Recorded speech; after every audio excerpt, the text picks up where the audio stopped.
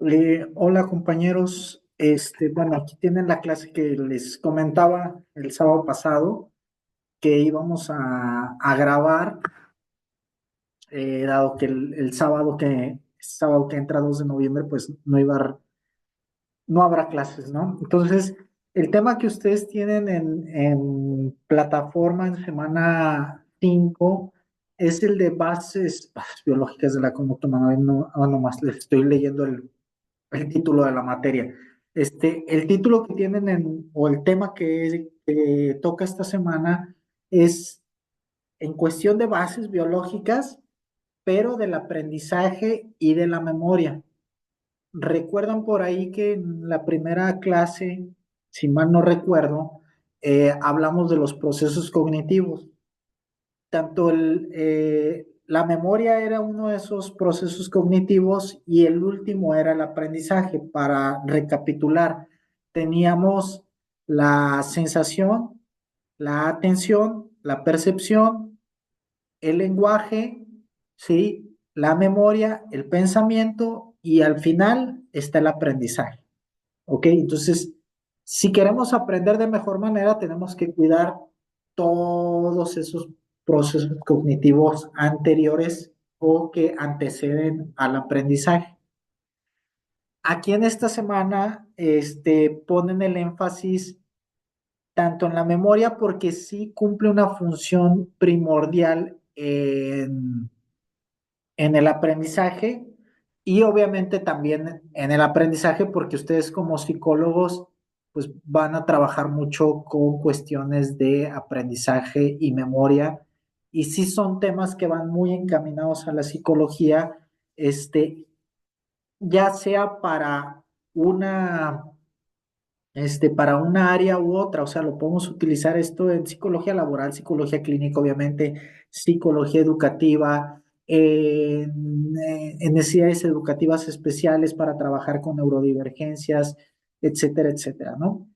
Entonces, aquí permítanme, déjenme proyectarles algo para no nada más yo estar hablando como loquito y proyectarles algo que ustedes estén viendo, una ayuda visual, mientras que yo también al mismo tiempo estoy hablando. Ya saben que yo las diapositivas las utilizo más para que sea algo que ustedes estén viendo, pero a mí me gusta explicar pues más allá de lo que pueda venir aquí en la diapositiva. Primero, antes que nada, eh, lo primordial es o sería definir qué es la memoria. ¿Ok? Por aquí en estas diapositivas que les traigo, te dice que la memoria sería la persistencia del aprendizaje a través del tiempo mediante el almacenamiento y la recuperación de información. ¿Ok? Eso dice aquí.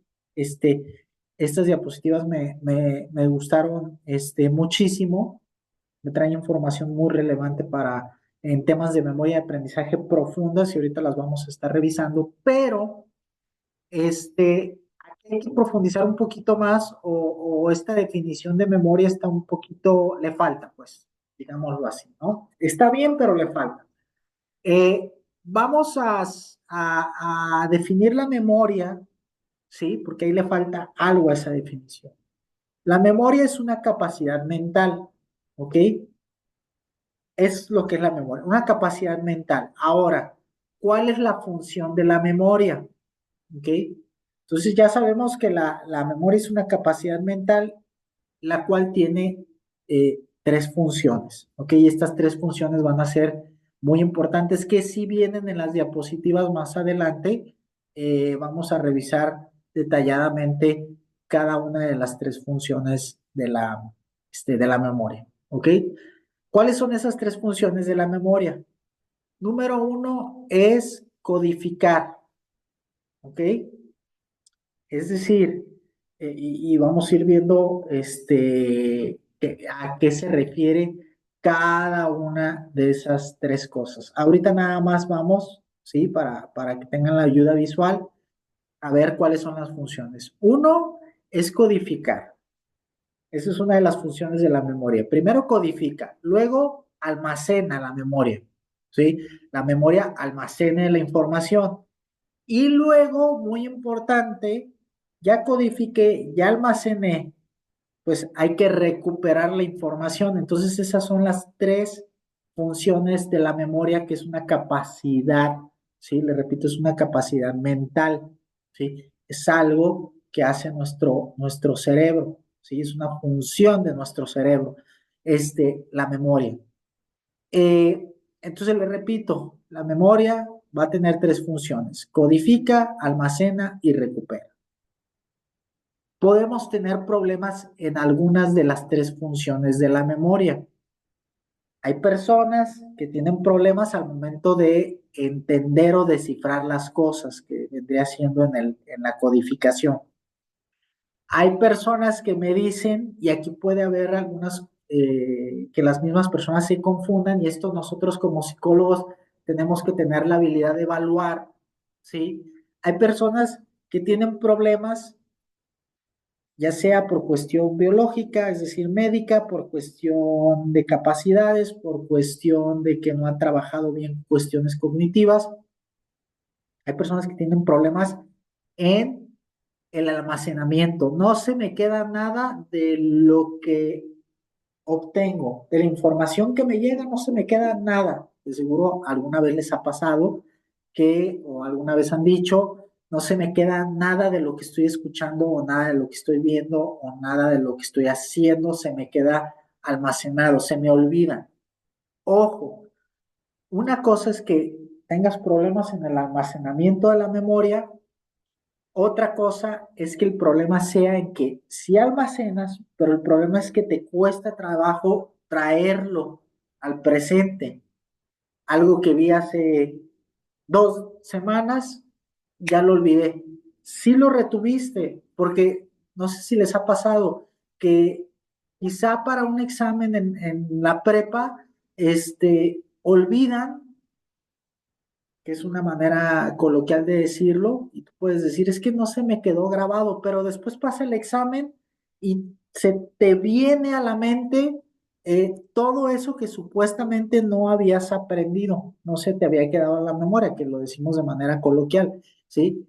Ok, entonces eso sería más que si lo almacenaste. ¿Por qué? Porque obviamente termina el examen y después resulta que sí te acuerdas, entonces quiere decir que sí lo almacenaste, más bien tu problema es al momento de recuperar esa información, ¿sale? Entonces, ahí nosotros lo que guardamos en la memoria, que como ya vimos en la materia, pues la memoria específicamente se encuentra en el hipocampo. Pues recuerden, en la memoria no solamente es que guardamos información para contestar exámenes, ¿sí? Para que nos evalúen en diferentes áreas de nuestra vida, como puede ser la escuela, el trabajo, etcétera, sino también nos permite guardar las experiencias, sentimientos, sucesos, imágenes, ideas, ¿sí? Información, o si lo quieren ver en general, a todo eso lo puedes llamar información.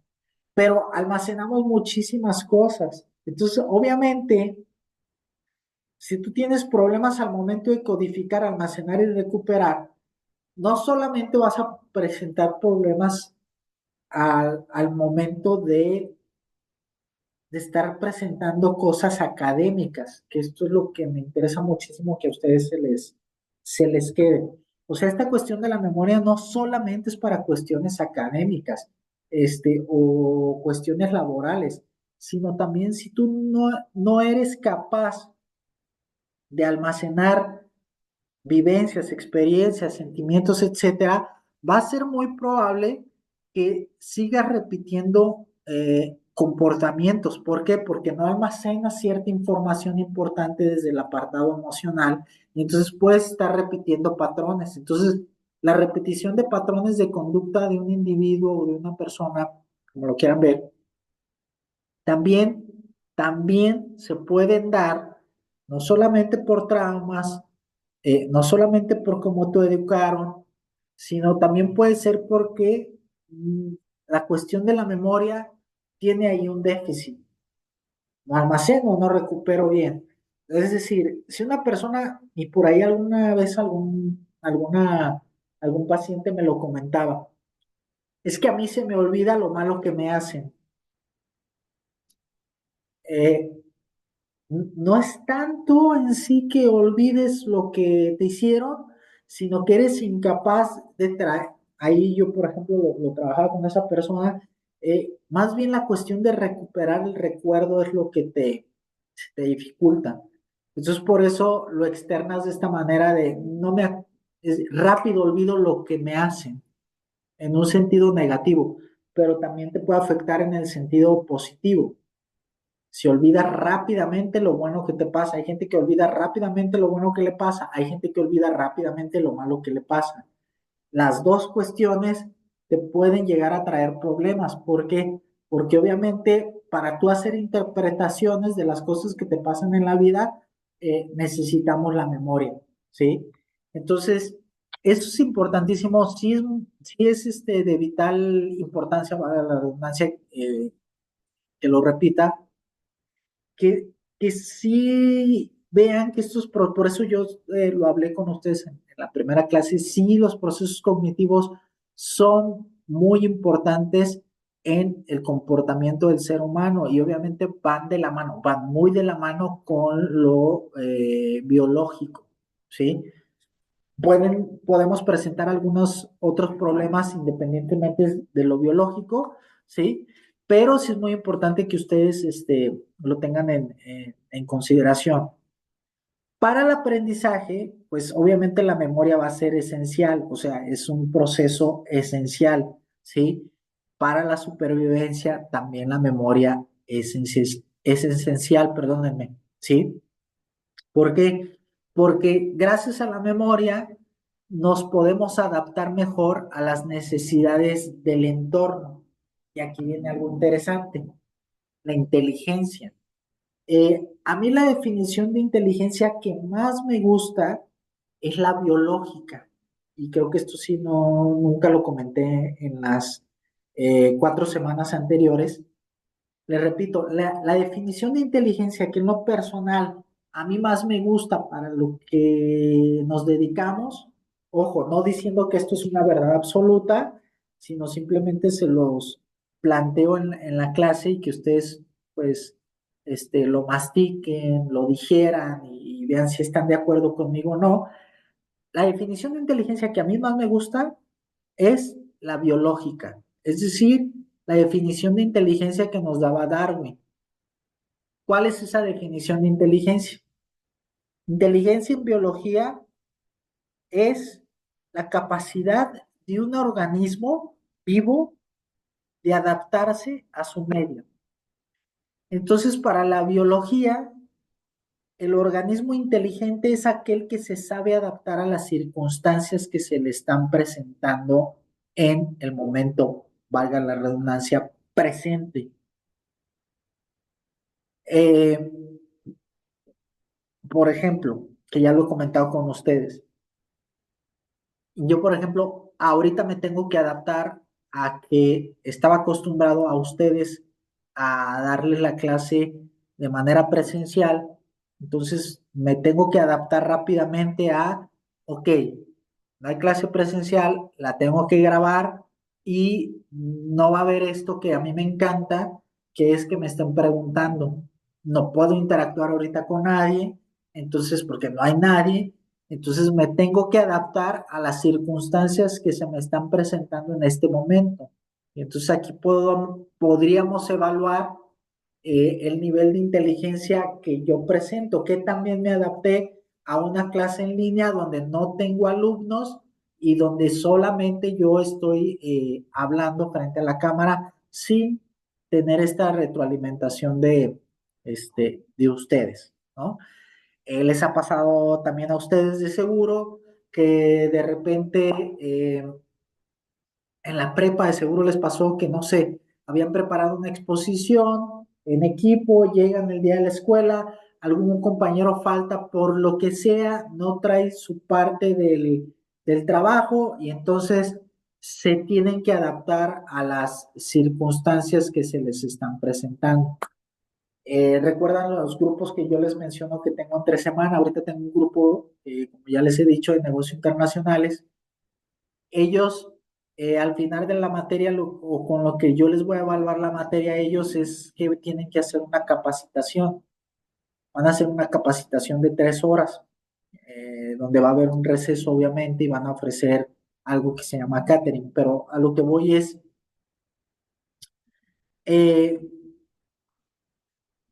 hay una muchacha que se acerca, me aborda y me dice, oiga, maestro, es que yo no, me da pena hablar en público y que no sé qué. Lo cual, obviamente, yo ya le he dado clases anteriormente a ella y ella ha expuesto temas que a veces dejo exponer. Una vez nada más los pongo a exponer en toda la clase, para no perder tanto tiempo de que el alumno esté explicando cosas que yo tengo que explicar. Pero sí me interesa como por lo menos una vez ponerlos a exponer en clases que son prolongadas en el tiempo, donde sí tengo tiempo pues para hacer como este tipo de dinámicas. Entonces yo, obviamente a ella, no lo he hablado con ella porque le dije, lo hablamos el jueves, ¿sí? Con ella, obviamente tengo que hablar que ella tiene que aprender en su carrera, y esto se los diría en cualquier carrera, tú tienes que aprender, o una de las habilidades, de las competencias que tienes que desarrollar en cualquier carrera, es esta habilidad de adaptarte. Tienes que saber adaptarte a las circunstancias que te está presentando el mundo. En este caso, o bueno, en el caso que les planteaba con ustedes, que piensen cuando estaban en la prepa y faltaba algún compañero, iban a hacer una exposición, eh, ahí ustedes la habilidad que tienen que desarrollar, en lugar de echarle la culpa al compañero y es que él no vino y entonces no tenemos su parte y nos va a salir mal la exposición, es, ok, bien, perfecto, ya está el problema, pero ¿qué cosas puedes hacer para adaptarte? Obviamente, entre más experiencia tengas, mayor capacidad de improvisación vas a llegar a tener, perdón. ¿Por qué? Porque entre más cosas te van pasando, más cosas vas almacenando en la memoria.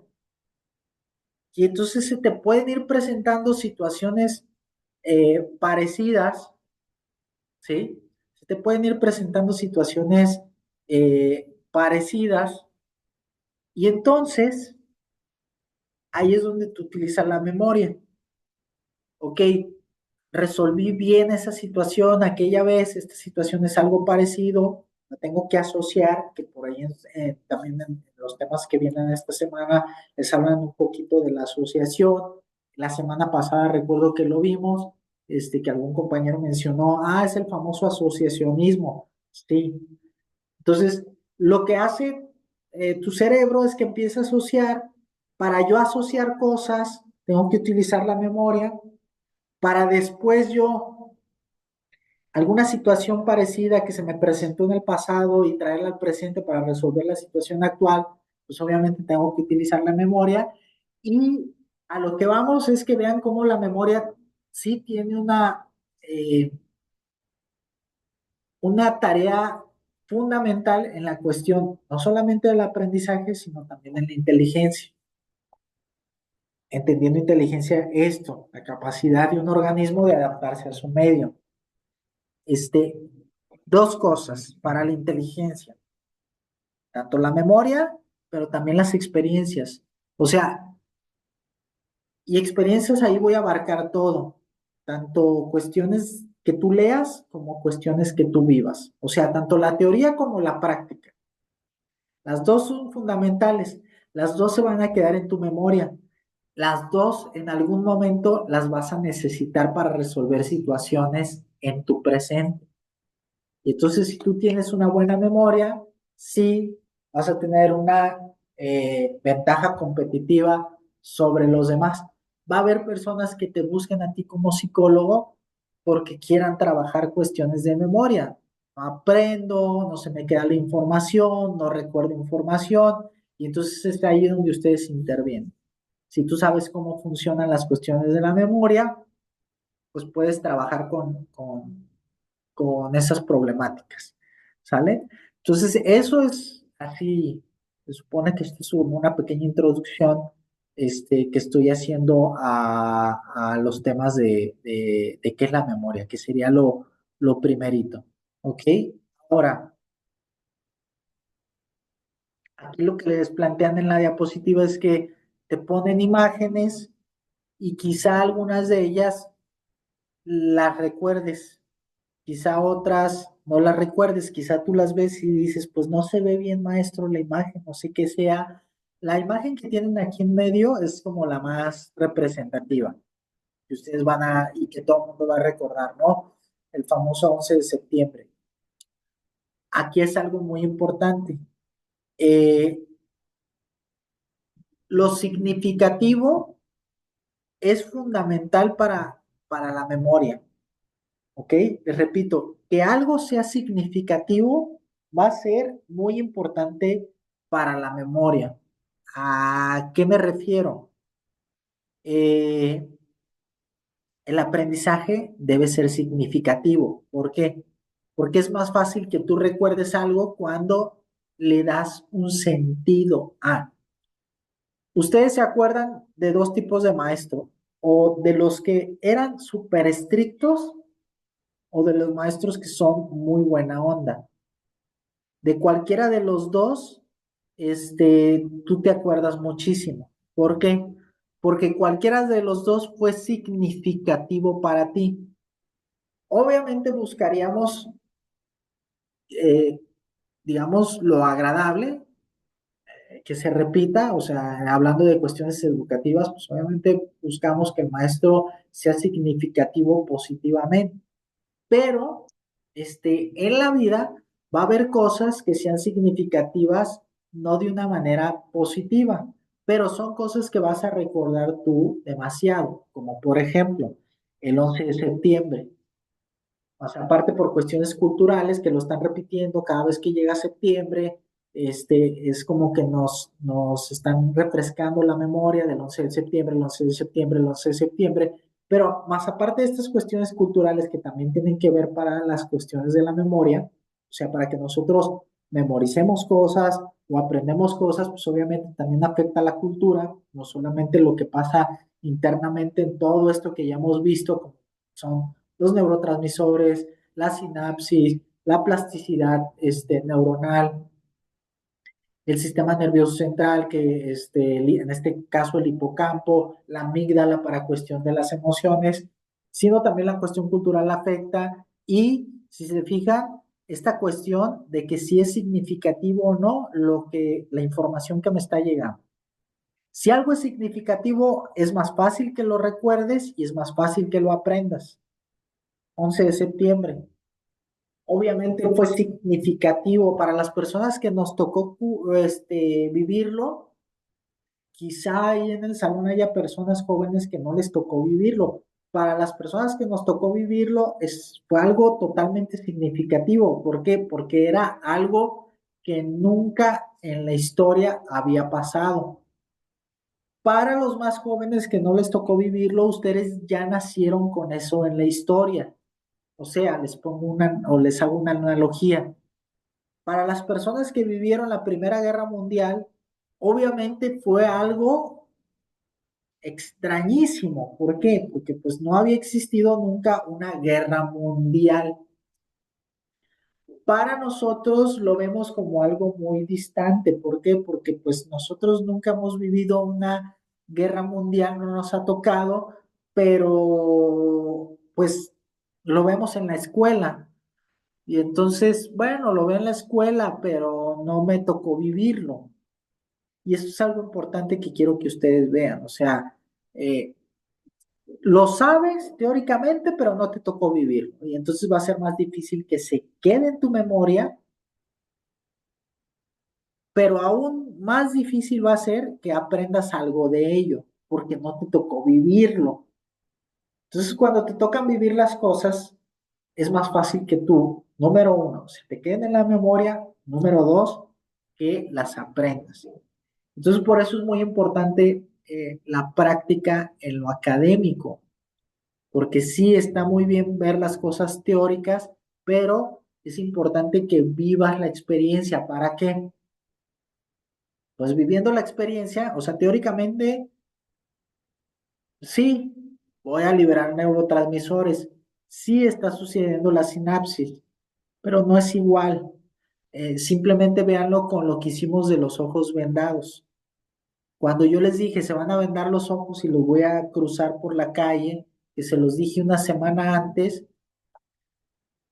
no fue lo mismo a que yo se los dije a cuando ya lo experimentaron. Ya cuando lo experimentaron, vivieron cosas, sintieron cosas, se liberaron cosas, hormonas, neurotransmisores, había sinapsis. O sea, no es lo mismo verlo teóricamente o pensarlo que experimentarlo, porque experimentándolo es cuando pasan las cosas biológicas, ¿sí?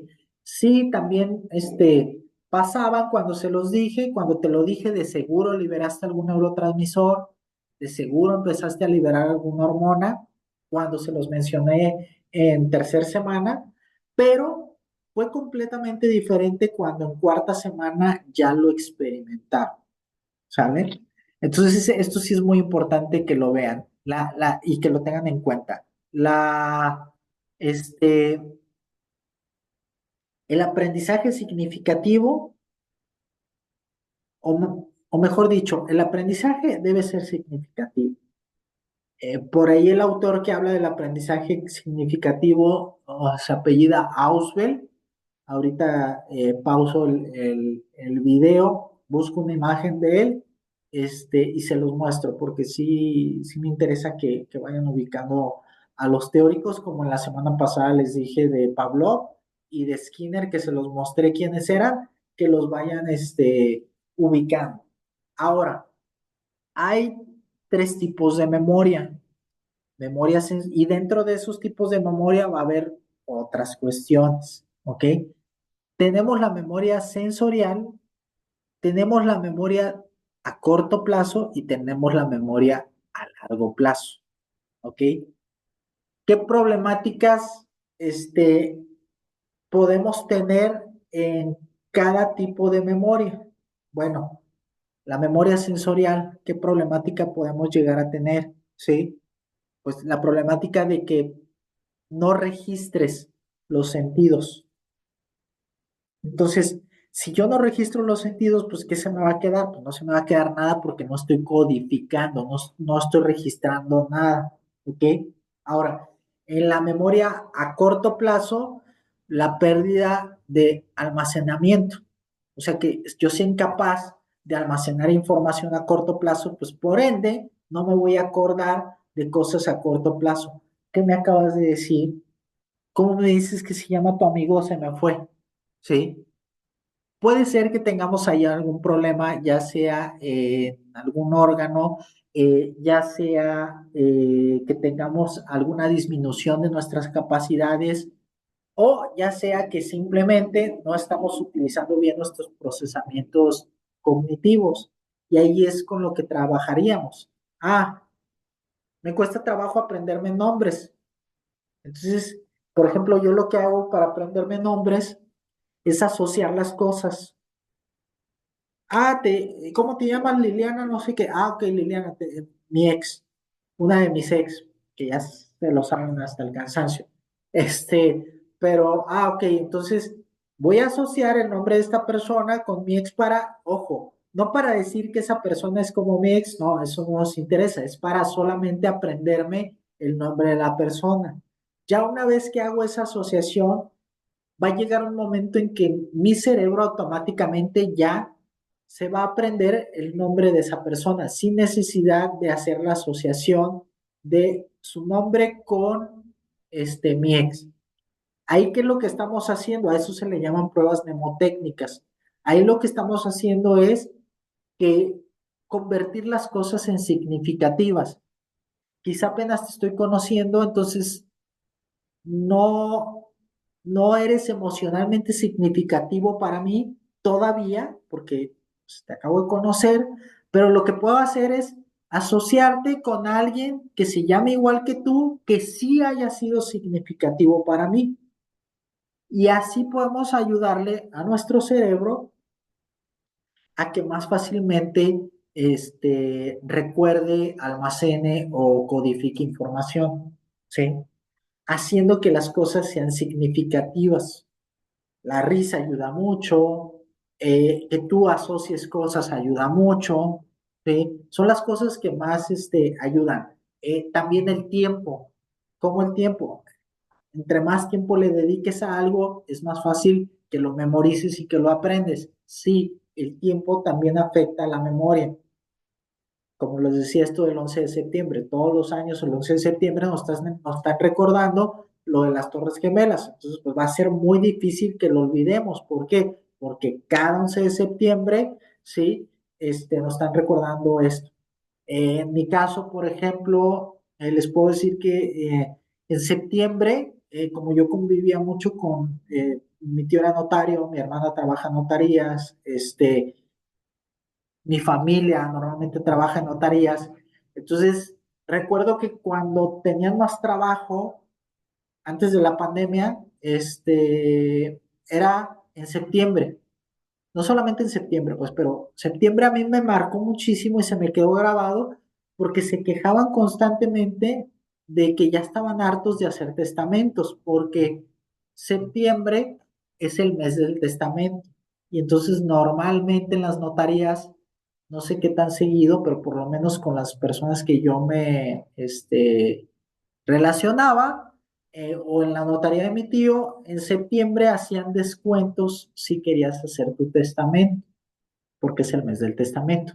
Entonces, yo cada vez que llega septiembre, o cada vez que alguien me dice septiembre, o cada vez que yo pienso en septiembre, lo primero que se me viene a la mente, más que la independencia de México, es la palabra testamento, porque me lo estuvieron repitiendo constantemente. A veces estábamos comiendo en casa y llegaba mi hermana y se quejaba de que ya estaba harta de estar haciendo testamentos, de que porque septiembre es el mes del testamento, que a mí se me quedó en la memoria. ¿Por qué? Porque fue significativo, porque era la hora de la comida, nos la pasábamos bien y yo veía a mi hermana que llegaba estresada.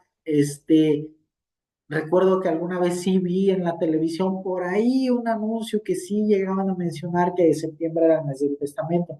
Entonces esas cosas, afectan a la cuestión de la memoria. Y por último, y perdón que me haya extendido aquí un poquito, la memoria a largo plazo. ¿Qué problemáticas podemos tener en la memoria de largo plazo? La pérdida de fuerza en el almacenamiento, o sea, en una sola palabra, esto que dice de desvanecimiento, interferencia y pérdida, la disminución de la intensidad del recuerdo. Eso es lo que puede afectar. O sea, ya no me acuerdo tan bien. Fíjense cómo a mí me va a pasar dos veces dentro de un mismo ejemplo. Hace poco, y no recuerdo si fue con ustedes o fue con otro grupo, yo quería dar un ejemplo de algo buenísimo, pero me pasó que cuando quería dar el ejemplo, ya no me acordaba tan bien de lo que había sucedido porque ya había pasado mucho tiempo, entre comillas, y sobre todo había dejado de ser significativo para mí. Entonces lo recordaba muy vagamente, pero no tan bien como normalmente lo hacía. Y ahora quisiera darles ese ejemplo, pero me pasa que no me acuerdo ya tan fresco, tan la intensidad de ese recuerdo ya no es tan fuerte, perdónenme, que ya no lo puedo traer aquí y utilizarlo de ejemplo. ¿Por qué? Ahora, aquí, ¿por qué? Habría que evaluar. A ver, no te estará dando Alzheimer, Guillermo. Hay que revisar si estás en la edad, donde se empiezan a presentar los síntomas de una demencia, o te golpeaste la cabeza, o qué tal dormiste hoy. ¿Estás comiendo bien? Porque todas esas cosas pueden afectar, como bien lo vimos en la semana correspondiente cuando vimos lo de los neurotransmisores y lo de la sinapsis.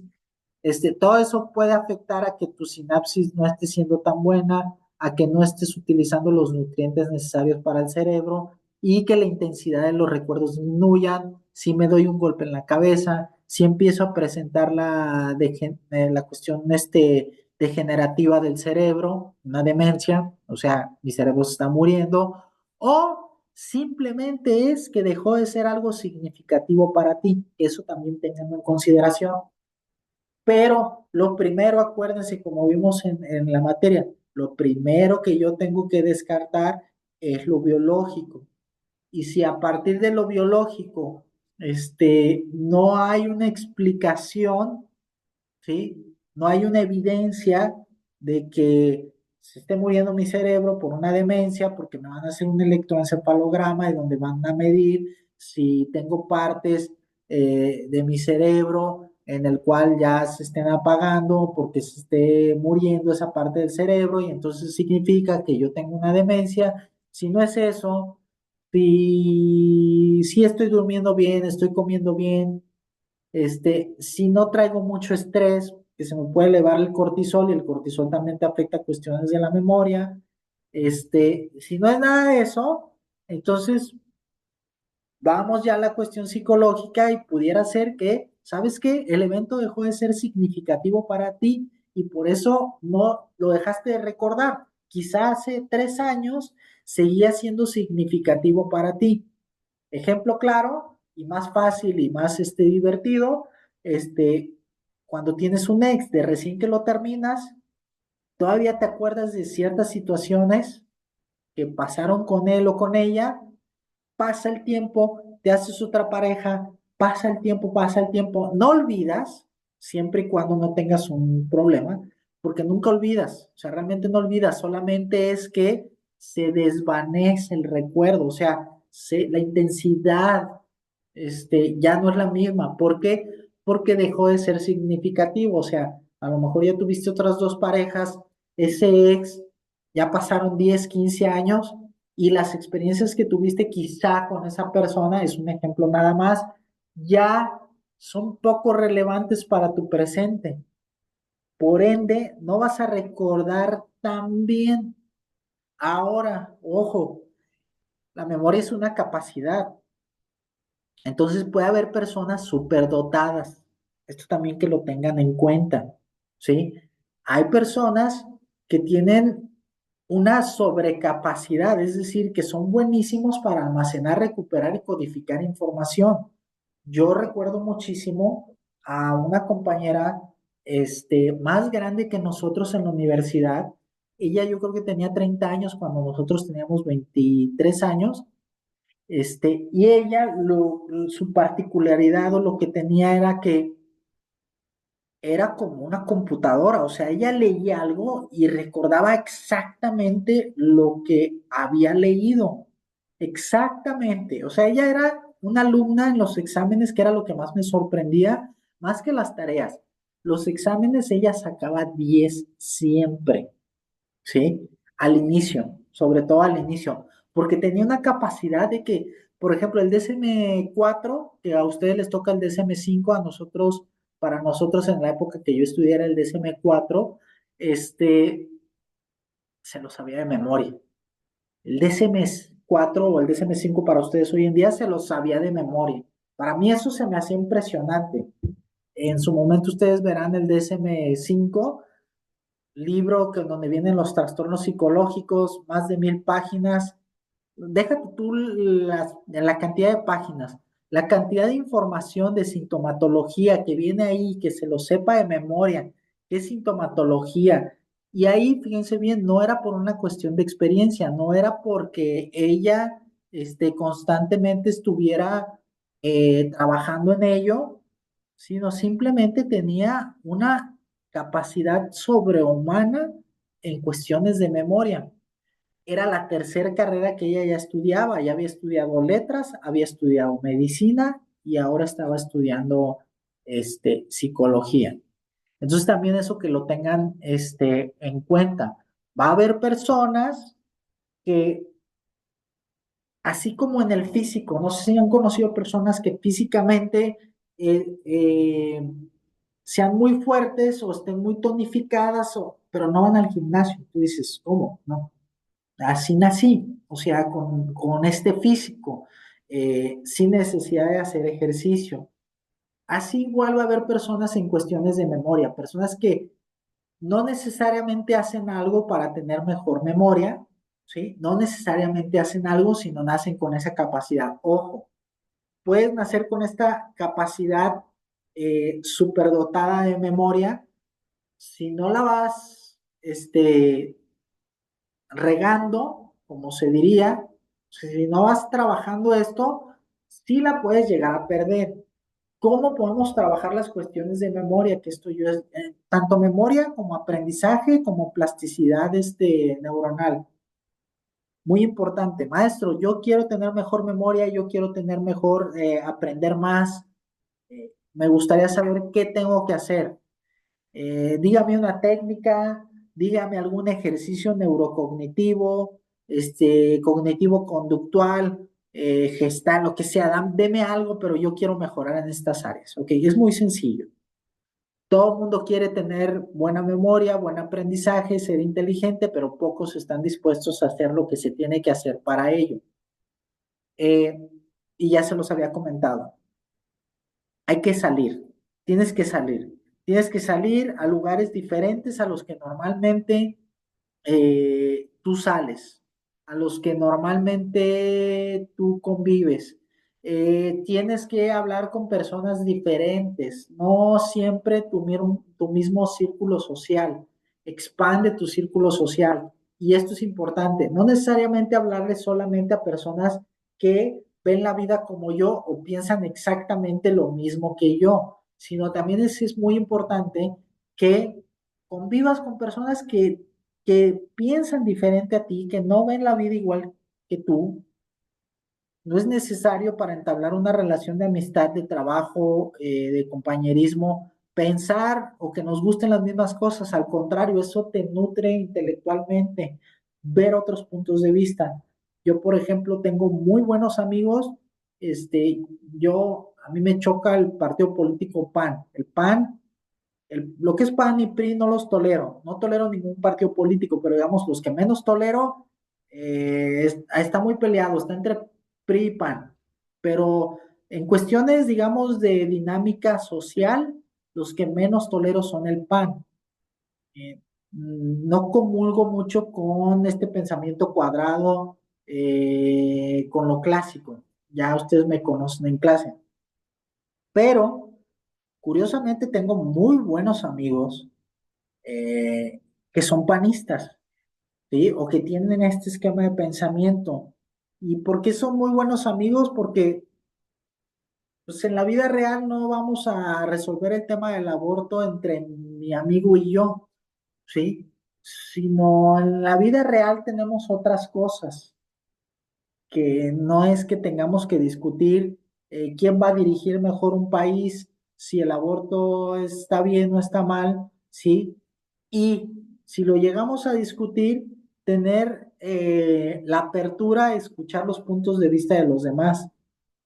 No todo el mundo tiene que pensar como nosotros y qué bueno que no todo el mundo piensa como nosotros, porque imagínense qué aburrido sería el mundo si todo el mundo pensara igual.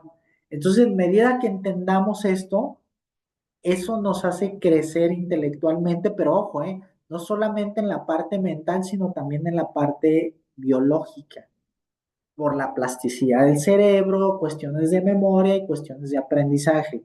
Si aprendo a escuchar personas que piensan diferente a mí, eso me beneficia en estas cuestiones que ya les he mencionado: plasticidad neuronal, aprendizaje, memoria, eh, en varias cosas.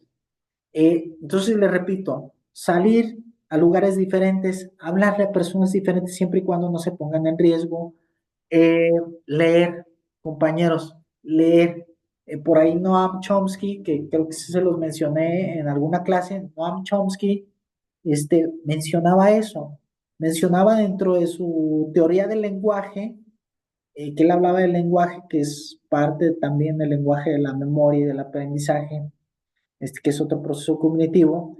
Él mencionaba que si los niños que crecen en un ambiente donde los papás leen, donde la familia leen, sí tienen una ventaja en cuestiones de lenguaje sobre personas que crecen en ambientes donde los papás no fomentan la lectura o los papás no leen, mi contexto no lee, entonces sí va a haber una ventaja sobre esas personas.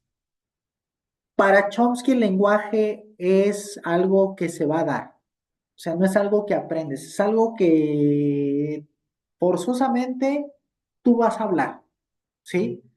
A diferencia de Piaget, Piaget te dice que el lenguaje es aprendido, pero Chomsky te dice que el lenguaje es, no importa lo que tú hagas, tú vas a hablar, pero que sí va a haber, o sea, no solamente se trata de hacerlo, sino también cómo hablas, cómo te expresas, porque obviamente eso va a ser una representación de cómo piensas y por ende eso se ve almacenado en la memoria y cómo tú aprendes. O sea, el lenguaje también influye tanto en la memoria como en el aprendizaje.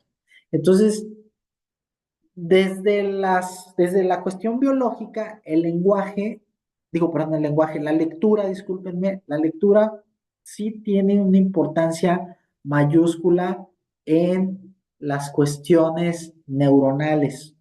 Sí te ayuda el leer, ¿sí? Te ayuda muchísimo, como no tienen una idea. Leer constantemente te hace estar más despierto, te hace tener mejor memoria, te hace aprender mejor. Maestro, yo leo y me da sueño, no me gusta leer, no es cierto, o yo considero que no es cierto. Bueno, eso ya está demostrado, ¿sí?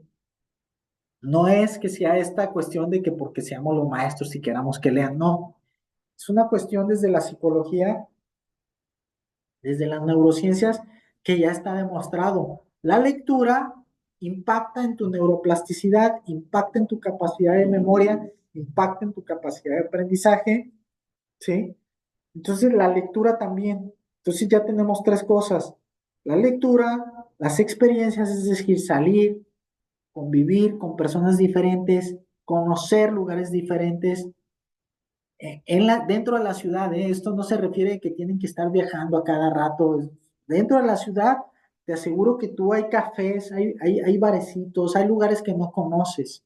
Eso te genera cosas. Las personas que trabajan vaya la redundancia, que tienen trabajos, mejor dicho, en los cuales están conviviendo con diferentes personas, tienen mayor plasticidad, tienen mejor memoria o aprenden más rápido que personas que trabajan constantemente con las mismas personas. Estar viendo a las mismas personas, estar escuchando los mismos tonos de voces, eso llega a ser cansado. Simplemente véanlo ustedes aquí con la clase. A nosotros, ustedes en psicología nos tienen 5 semanas. Llega un punto en que por más buena onda, por más divertido que sea la clase, quizá llega un punto en que ya, quizá en la quinta semana ya te empiezas a como cansar un poquito del maestro, porque pues ya son 5 semanas de la misma persona, la misma manera de trabajar, el mismo tono de voz, llámese sus chistes, etcétera, etcétera. Entonces, quieras que no, eso sí afecta para estas cuestiones tanto de memoria de aprendizaje y neuroplasticidad. Entonces, ¿quieres mejorar en esas áreas? Empieza a salir a lugares diferentes, conoce personas diferentes, habla con diferentes personas, este, les repito, siempre que no te pongas en riesgo o en peligro, leer. Ah, y en esta cuestión de la lectura, antes de que se me vayan las cabras y empiezo a hablar de otra cosa, en cuestiones de lectura, no es que tengan que leer, a mí a veces me preguntan, maestros, ¿qué libros debo leer de, por ejemplo, filosofía? Y yo les digo, pues es que no hay unos libros que tú tengas que leer, empieza con lo que a ti te guste, no importa lo que sea, lee algo que te guste. Y eso, primero empiezas a leer cosas que te gustan, luego eso te puede llevar a leer cuestiones un poquito más profundas, más académicas, que suelen ser un poquito más difíciles de digerir. Y con el tiempo, tú vas a desarrollar ese hábito de la lectura, que ese hábito de la lectura es muy bueno. Eh, por ejemplo, si hay o sea, hay un libro que yo normalmente cuando me dicen los adolescentes, maestro, quisiera empezar a leer, ¿cómo puedo empezar a leer? Yo hay un libro que normalmente recomiendo para empezar la lectura. o el hábito de la lectura, se llama El libro salvaje de Juan Villoro. El libro salvaje de Juan Villoro. Creo que ese libro salvaje de Juan Villoro es un buen libro y hay más, ¿eh? A mí es, de los que he leído, es el que he dicho, mira, para adolescentes que empiecen a leer, me gusta, como para dejarlo, no sé, en clases de preparatoria, dejarles que lean ese libro y ese libro los puede atrapar.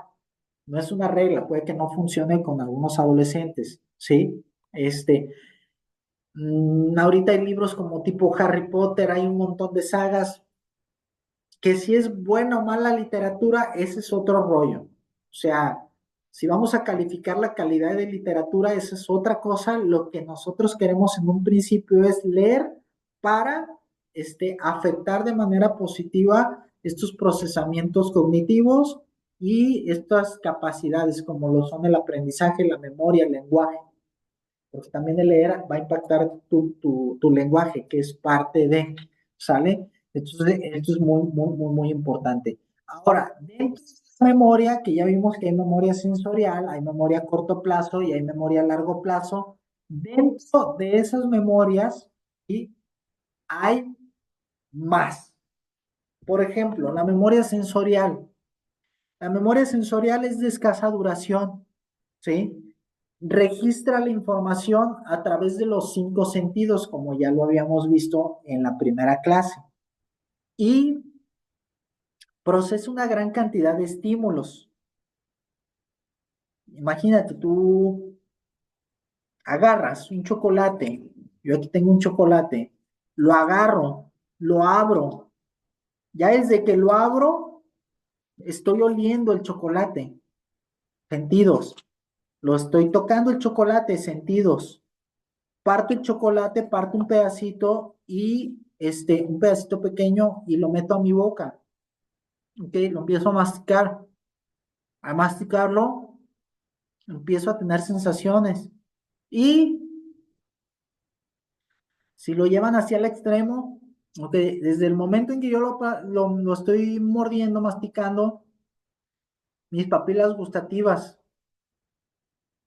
empecé a salivar, como vimos en la clase pasada. Y vienen recuerdos. Quieran que no, vienen recuerdos porque se va a empezar a asociar todas esas sensaciones, ¿sí? Las empiezo a asociar con cosas. Mm, me gustó el chocolate, ¿sí? Entonces, eh, esos estímulos que estamos procesando van a permanecer en el tiempo, ¿sí? ¿Para qué?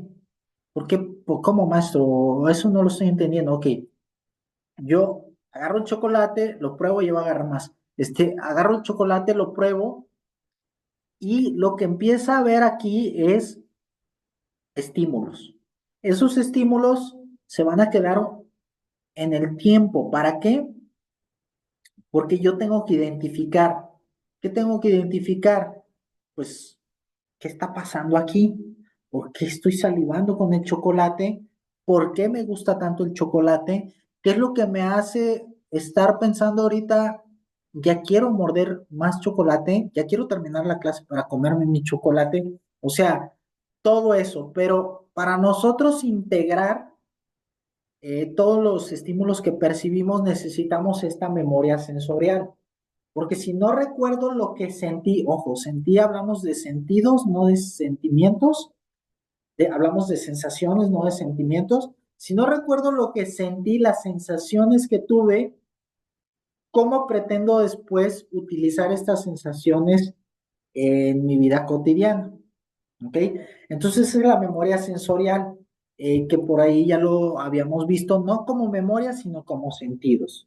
Ahora, en la memoria de corto plazo, la pueden encontrar como memoria a corto plazo o memoria operativa o de trabajo también. Les repito, memoria a corto plazo, memoria operativa o memoria de trabajo, ¿sí? Como cualquiera de esas la pueden encontrar. En la memoria de trabajo, la memoria de corto plazo, la capacidad es limitada, ¿sí? ¿Por qué? Porque puede retener poquitos elementos durante un periodo de tiempo. Entonces, por ejemplo, Yo aquí tengo unos Kleenex, tengo unos Kleenex aquí conmigo, tengo dos velas, tengo, que no lo están viendo, tengo un budita, tengo un agua, tengo el chocolate, está mi celular, acá a espaldas tengo una maceta que en forma de Buda y tengo algunos adornos. Hay una televisión, etcétera. Entonces, si yo traigo una persona nueva aquí y le pido que se memorice todo lo que hay a su alrededor, lo más probable es que se le olvide alguna situación, ¿sí? O cuando viene, por ejemplo, aquí es donde yo doy terapia, entonces si viene un paciente, un cliente, aquí conmigo, va a haber cosas que va a estar percibiendo, ¿sí? Que se van a quedar durante un periodo corto de tiempo, no largo, ¿sí? Entonces, fíjense bien, lo, esta memoria se va a descomponer, digámoslo así, en cuatro partes, ¿ok? La memoria de corto plazo. Va a ser la agenda visoespacial, un almacén episódico, el bucle fonológico y un sistema ejecutivo. Les repito, la memoria de corto plazo se divide en cuatro. Agenda visoespacial, almacén episódico, bucle fonológico y sistema ejecutivo. ¿Qué es cada cosa? La agenda visoespacial es la que se va a encargar del mantenimiento activo de la información, o sea, de las imágenes, ¿sí? Entonces, si tú te tienes que aprender una ruta de camión, ¿por dónde pasa el camión? Porque me voy a regresar a mi casa en ese camión. Entonces, a ver, de seguro les pasa. Eh, Tengo que poner mucha atención al trayecto porque me voy a regresar en la misma ruta y no me conozco las rutas de por donde voy a andar, ni conozco por donde, en dónde voy a andar o dónde estoy. Entonces tengo que poner mucha atención a la ruta, es decir, a las casas, a por dónde pasamos, hay un Oxxo aquí, hay una carnicería allá, ¿sí? ¿Para qué? Para yo poder recordar. Esa es la agenda visoespacial. ¿Sí? Le repito, es el mantenimiento activo de información, es decir, mantener las imágenes. Ahora, el almacén episódico, ese almacén episódico es un sistema especializado en integrar la información que proviene de diferentes fuentes, ¿sí? Por ejemplo, si estamos aquí en terapia, si está alguien aquí conmigo en terapia, pues hay ruido de la calle a veces, mi voz, la luz que está entrando, este, las cosas que yo pueda tener aquí alrededor que les mencionaba, que si tengo un budita, que si está mi título, que si hay una televisión, que si hay un ventilador, etcétera, etcétera, es todo. O sea, tengo que integrar todo lo que hay. Hay tres sillones, hay una televisión, hay un título, hay un cuadro, hay un budita. Tú tienes que integrar todo eso, ¿sí? Entonces, eso es importante.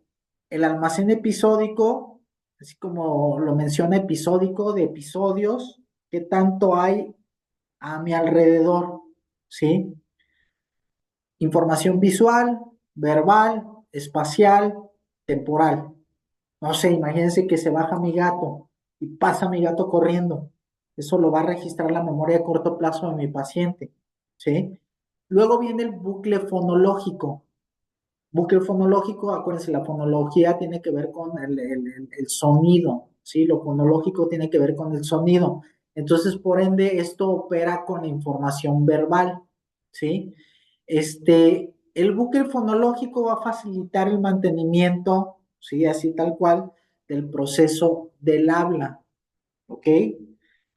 Por ejemplo, bien sencillo, porque así a lo mejor teóricamente, ¿cómo no? Eso fue lo que dijo, ¿cómo es eso de que facilita el mantenimiento del proceso del habla? Muy sencillo. Cuando te tienes que memorizar, que ya pasa menos, obviamente, pero te tienes que memorizar un número de teléfono. Antes nos pasábamos los teléfonos y te lo escribías, o hay algunas personas de que no traes con qué escribir, no traigo celular mágicamente, entonces, a ver, dime tu número, a ver, me lo voy a intentar memorizar. O hoy en día veo mucho a la gente, y a mí me pasa, que para meterse a páginas o pagar cosas en su banca en línea, te piden numeritos que se están renovando cada cierto tiempo o códigos. Y entonces ahí tienes a las personas memorizándose los códigos que les llegan al celular para accesar a ciertos lugares. El otro día me pasó que un alumno estaba en una actividad, no estamos, o sea, no estaba dando clases, estaban haciendo una actividad y ella tenía que pagar unos boletos de un concierto, le mandaron un número y le dice a otra compañera, grábate este número, 963 963. Ella estaba, fíjense bien cómo opera la memoria. Estaba estresada por miedo de perder los boletos, o sea, de perder la oportunidad de comprar los boletos, y entonces era incapaz por el estrés de memorizarse un número tan sencillo como 963, que se lo tiene que decir a otra compañera para que la otra compañera se lo memorice, ¿sí?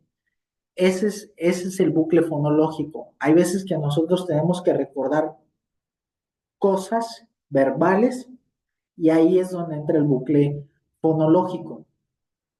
Eh, yo, por ejemplo, el otro día me di cuenta que me cuesta mucho trabajo decir la marca de ropa Abercrombie. Ahorita lo digo porque, si se fijan, hasta tengo que cerrar los ojos y ver cómo lo digo y ni así lo pronuncié tal cual como es. Este, y cuando lo tuve que decir en clase de negocios internacionales, porque estaba utilizándolo de ejemplo, parecía trabalenguas, no era imposible. Entonces, ahí entraría el bucle fonológico, memoria a corto plazo. Tengo que decir esta palabra, a ver cómo se dice, a ver, me tengo que concentrar para decirla bien. Ahí entraría el bucle fonológico en la memoria de corto plazo. Y por último, tienen el sistema ejecutivo, ¿sí? ¿De qué se trata el sistema ejecutivo?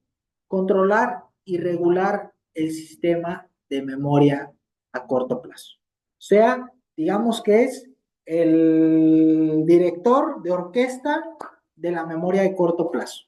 Es el que regula, controla, es el director de orquesta, ¿sí? El sistema ejecutivo se encarga de eso, de ejecutar, de que suceda, ¿sí? De que venga. Vamos a utilizar la memoria de corto plazo.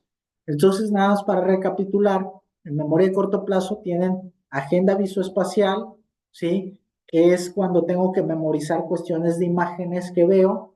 El almacén episódico, que es toda la información, cómo la integro.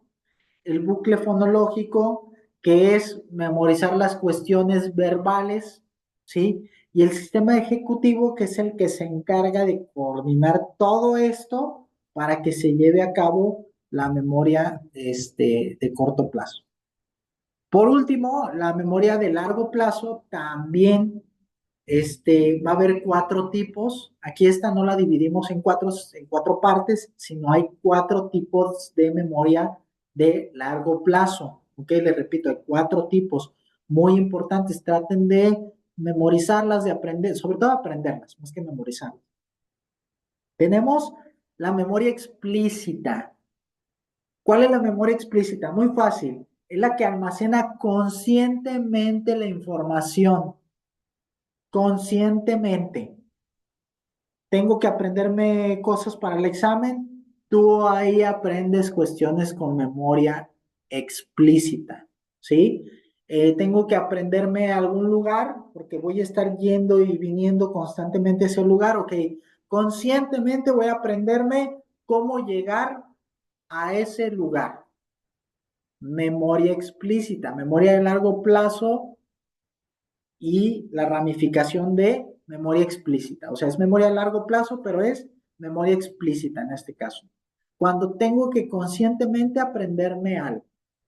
Luego viene la memoria semántica, ¿sí? ¿Cuál es la memoria semántica? La que comprende todos los conocimientos generales que has recopilado a lo largo de tu vida. Para la memoria semántica requerimos el lenguaje, ¿sí? Por ejemplo, saber que Roma es la capital de Italia. Ahí entra la memoria semántica, ¿ok? Les recomiendo que lean un poquito de semántica, porque sí lo utilizamos muchísimo en psicología, ¿sale? Entonces, todos los conocimientos generales que tú vas almacenando en tu memoria a lo largo de la vida para después utilizarlos, eso sería la memoria semántica, ¿ok? En esta materia se supone que van a estar utilizando la memoria semántica porque están almacenando tanto están utilizando la memoria explícita porque si quieren aprender cosas, como van a aprender la memoria semántica.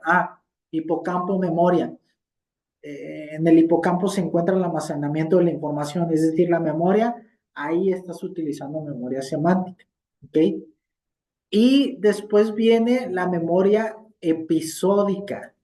En la memoria episódica va a ser aquella con la cual yo recuerdo experiencias, ¿sí? O acciones que hacemos automáticamente, como por ejemplo montar en bicicleta. Tú montas en bicicleta y ya no estás pensando en tengo que mover el pedal o por ejemplo manejar. Ya no estás pensando tengo que prender el coche, simplemente lo haces en automático. Escribir, hablar, es parte de la memoria episódica, ¿sale? Cosas que ya haces en automático porque ya la información la tienes almacenada y constantemente la estás este, trayendo al día de hoy. Y por último está la memoria implícita, que sería un poquito lo contrario a la memoria explícita. La memoria implícita es el almacenamiento aquí inconsciente de la información, o sea, aquí lo importante es que es inconsciente, o sea, tú no estás pensando, me quiero acordar de esto, déjalo, estudio 10 horas, no, aquí entra el inconsciente. Entonces, por ejemplo, aquí es donde entraría, perdónenme, lo de montar a bicicleta, en la memoria implícita, ¿sí? Tú ya no estás pensando en que, o en manejar, perdón, aquí es donde entraría la memoria, implícita. Son cosas que tú ya haces en automático, no estás pensando en que tienes que hacer esto o aquello. En la memoria episódica, discúlpenme, ahí tuve un lapsus. En la memoria episódica, sí, tienen que ver con la cuestión de recordar momentos de nuestra vida de carácter personal. Tiene que ver más con lo emocional, con las experiencias. El día que te casaste, tu primer día de escuela, el día que te gradúes. Lo de la bicicleta puede ser, pero no el hecho de pedalear y todo este rollo, porque eso sería memoria implícita, sino vendría siendo el hecho de que, por ejemplo, yo no sé andar en bici. Y yo veo que todas las personas que saben andar en bici es porque sus papás o alguien significativo les enseñó a andar en bici. Entonces, si te fijas, tuvieron un recuerdo bonito al aprender a andar en bici, porque quizá mi papá pasábamos tiempo juntos. Como puede haber también personas que me digan, no, maestro, para mí me pegaban si no aprendí a manejar o no aprendí a andar en bici, entonces no fue tan bonito. No deja de ser memoria episódica. Por ejemplo, cuando te terminan. Cuando te terminan, ahí ese evento, el hecho de que te hayan terminado, se va a quedar en la memoria episódica. Le repito, ¿sí? La memoria episódica tiene que ver con hechos que te pasan, experiencias que van conectados con la emoción. Y la memoria implícita es esta memoria inconsciente, ¿sí? Que tú haces en automático. Por ejemplo, yo dar clase hay cosas que ya hago en automático, no estoy pensando en, lo voy a planear, aquí voy a hacer esto y aquí luego les voy a decir esto y aquello y les voy a poner esta dinámica. Hay cosas que ya se hacen en automático y eso sería la memoria implícita, ¿sí? Entonces, le repito, cosas que pueden mejorar la memoria o cómo podamos ayudar a la memoria, la lectura, eh, jugar, sí, juegos de mesa como el ajedrez, el, el Scrabble, también te sirven muchísimo. Aprender cosas nuevas, observar imágenes, ir a museos, ir a obras de teatro, ir al cine. los pasatiempos te sirven muchísimo. Cuestiones que te estimulen cognitivamente. ¿Qué cosas te pueden estimular cognitivamente? ¿Sí? Pues ya ir a memorias, perdónme, ir a terapias, cognitivos conductuales, ¿sí? ¿Recuerdan los ejercicios que hicimos neurocognitivos de señalar el dedito así y todo esto, estar haciendo esto? Eso también puede estimular las cuestiones de memoria que a la larga van a impactar en cuestiones de aprendizaje, ¿ok? Entonces esto va a ser muy importante que ustedes lo tengan en cuenta, ¿ok? Entonces permítanme, déjenme dejar de compartir. Ok, y permítanme adelante un poco las diapositivas porque esto me interesa muchísimo. Algo que es importante ustedes como psicólogos que tengan en cuenta es, y lo voy a leer así tal cual como viene en la diapositiva, que yo sé que ustedes lo están viendo, ya saben que no soy mucho de leer tal cual como viene en la diapositiva, pero me parece interesante. Hay algo en la construcción de recuerdos, obviamente entra la memoria, pero entra de una manera que quizá no la tenían por ahí vislumbrada o no tenían quizá el conocimiento de esto. Fíjense bien, dice, porque lo utilizo yo, por ejemplo, mucho esto se utiliza en PGR, ¿no? O lo tenemos en consideración. Los recuerdos no se almacenan como copias exactas. Repito, y por eso está ahí en rojo, que lo tengan muy presente. Los recuerdos no se almacenan como copias exactas y evidentemente no se recuerdan como tales, sino que nosotros construimos nuestros recuerdos, utilizando tanto la información almacenada como la nueva. Ok, aquí viene algo que quizás lo primero, o que les puede generar como que demasiado ruido, yo lo sé. Lo más probable es que de las cosas que tú te acuerdas no sucedieron exactamente como tú las recuerdas, ¿ok? O sea, eso que lo tengas claro. No te vas a acordar exactamente de las cosas tal como sucedieron. Va a haber vacíos en tu recuerdo. Esos vacíos van a ser llenados con experiencias previas. Que esto ya, vimos un poquito, pero aquí de manera diferente. No lo vayan a mezclar, no es exactamente lo mismo, pero vimos un poquito de eso cuando les expliqué algo de Gestalt. Tus recuerdos al 100% no van a ser copias exactas de lo que sucedió, sino que va a haber por ahí algunos vacíos y esos vacíos los vas a llenar con experiencias previas que tú tengas. Entonces, esto es muy importante que lo tengan en cuenta porque, por ejemplo, en victimología, sería el término correcto, es algo que siempre tenemos que tener muy presente, te repito, en victimología, o sea, cuestiones de víctimas, porque hay víctimas que sufren son víctimas de algún delito, obviamente, y ustedes saben que cuando ocurre un delito hay testigos, o cuando ocurre algún hecho, no necesariamente un delito, hay testigos, hay personas que observaron ese hecho.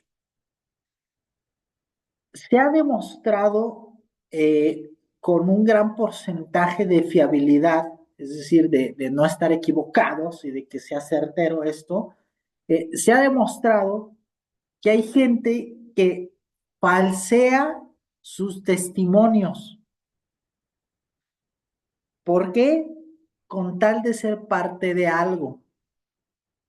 Quiero ser parte de algo, aquí ocurrió algo, o sucedió una tragedia, quiero ser parte de la tragedia sin que me haya pasado a mí la tragedia. ¿Por qué? Porque el ser humano necesita ser parte de cosas. No les digo que esté bien, no les digo que está mal, pero el ser humano es tendiente a querer ser parte de cosas, de participar en eventos, ¿sí? Se ha demostrado que hay testigos que falsean sus declaraciones con tal de ser parte de ese evento. Hace poquito, ¿qué pasó? Mm, ahí ya mi memoria está fallando. Hace poco sucedió algo. Ah, no recuerdo si fue aquí en Jalisco o fue en el mundo. Sucedió algo, algo negativo, ¿no? Algo peligroso, si ustedes quieren. Ahorita no se me viene a la memoria, a la redundancia, no se me viene a la memoria el hecho. Y odio que no se me venga a la memoria porque es un gran ejemplo.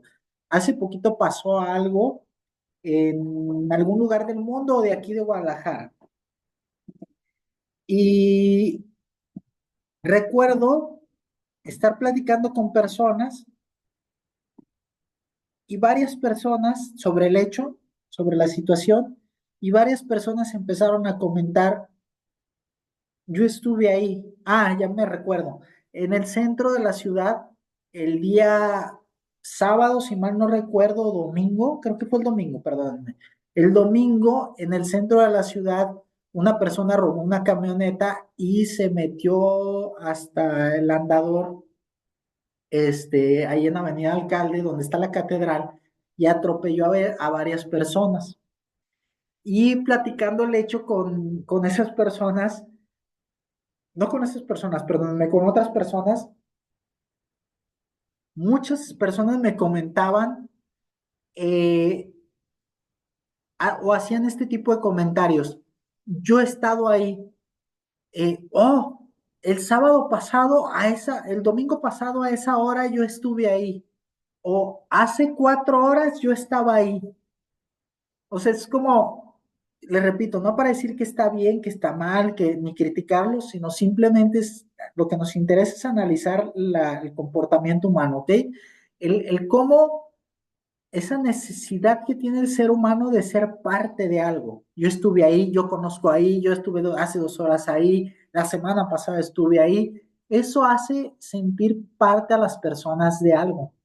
¿Sí? Por más alocado que parezca, créanme, sucede. O sea, las personas se sienten parte de si ocurrió algo o por ejemplo, cuando pasó esto del muchacho que entró a agredir a personas en UTEC, todo mundo que yo conocía me quería preguntar de que, ¿y qué pasó? O sea, como que querían que yo les dijera cosas que obviamente yo desconocía porque pues no estuve en el lugar que pasaron las cosas.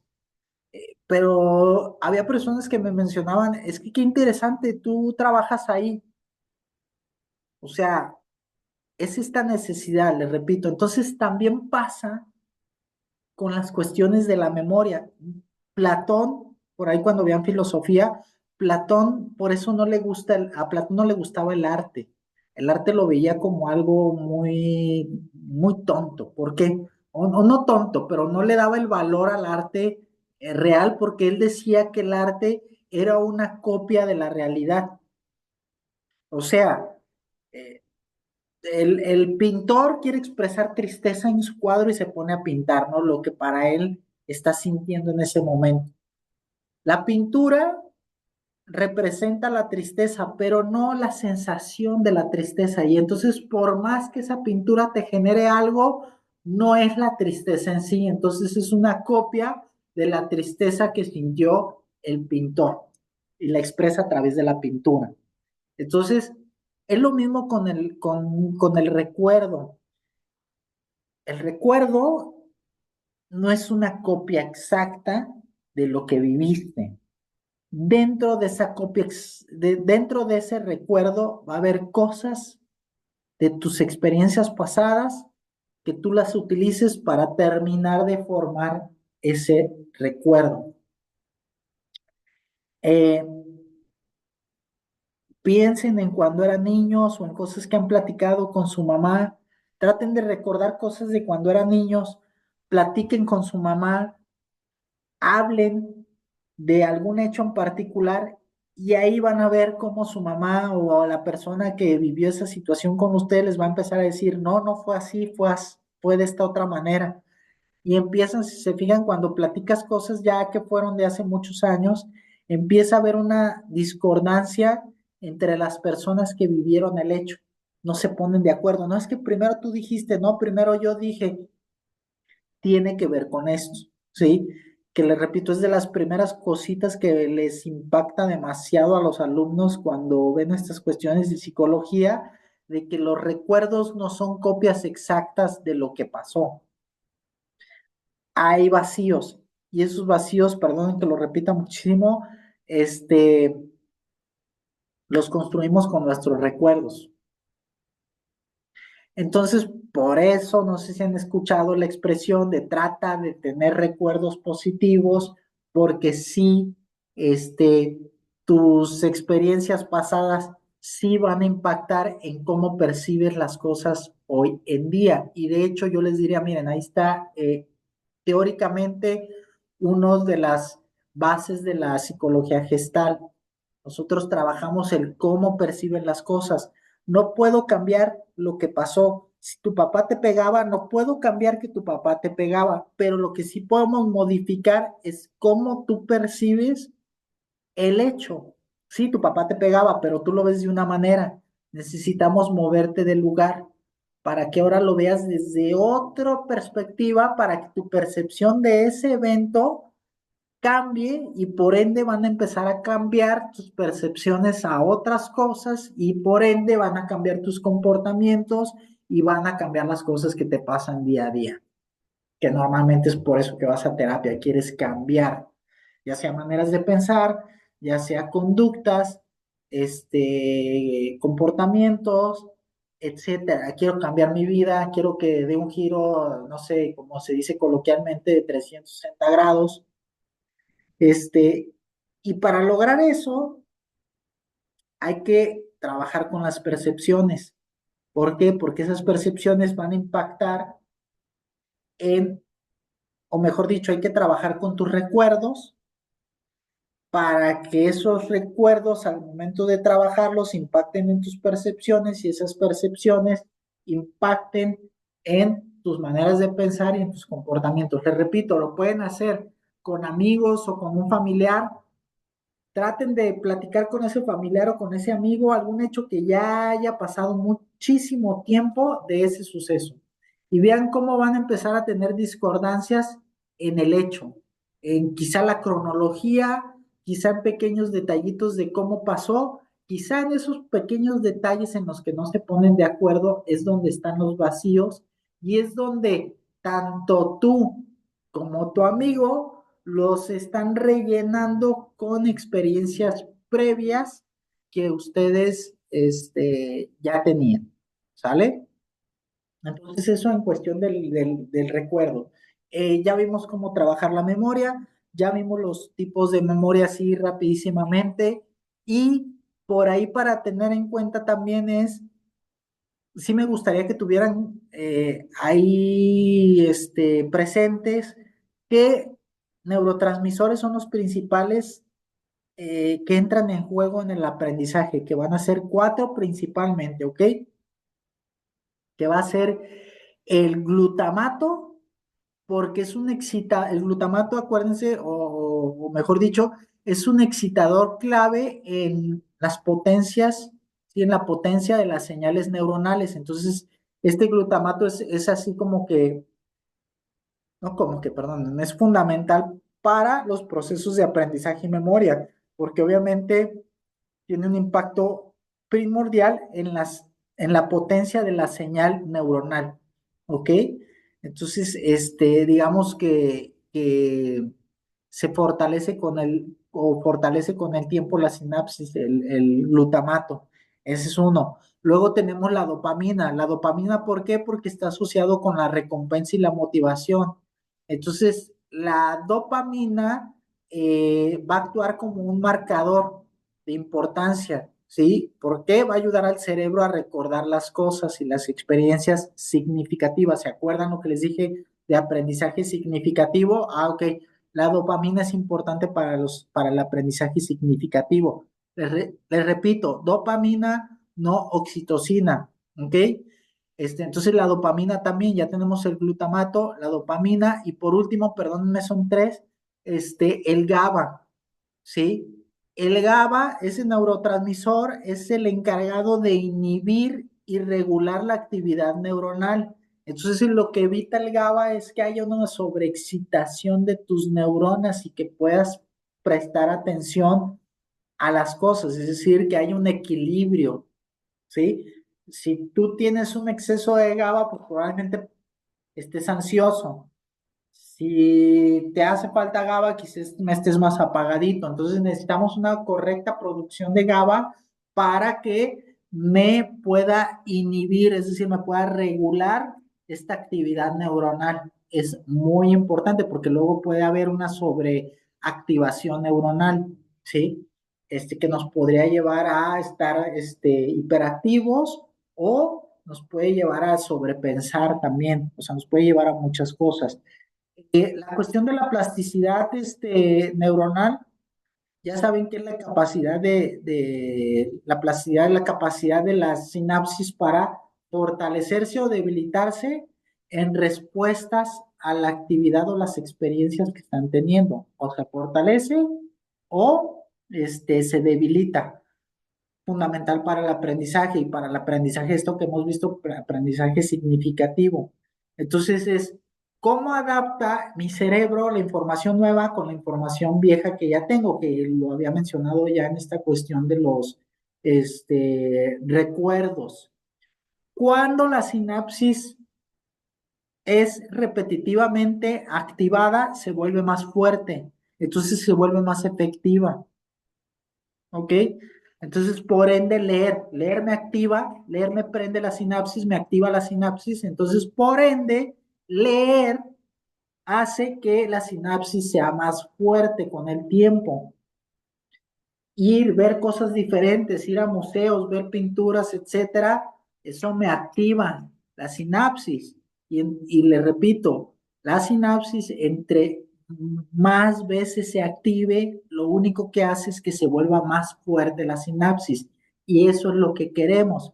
Si te la pasas encerradito, y eso es lo que me gustaría que se quedaran de la clase, ¿no? Esto es lo importante de esta parte neurocientífica.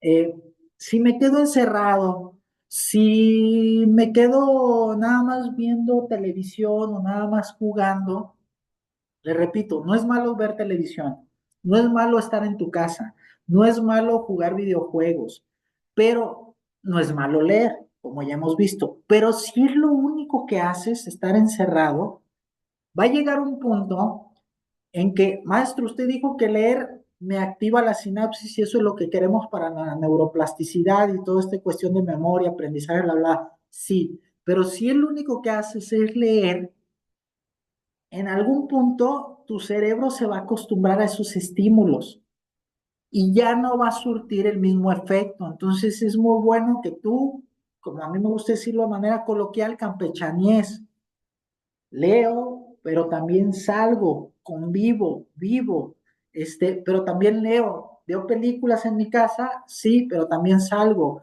Hay días que estoy muy cansado, está bien quedarse en casa, hay veces que uno se le baja la pila social, como dicen ahorita, sí, está bien, no pasa nada, tómate tus días, también hay que tener días para uno, no está mal aislarse un poco, de vez en cuando, un poco, ¿sí? No un mes me voy a aislar, para hacer introspección, pero después de eso es, ok, siguiente fin de semana salgo, ¿sí?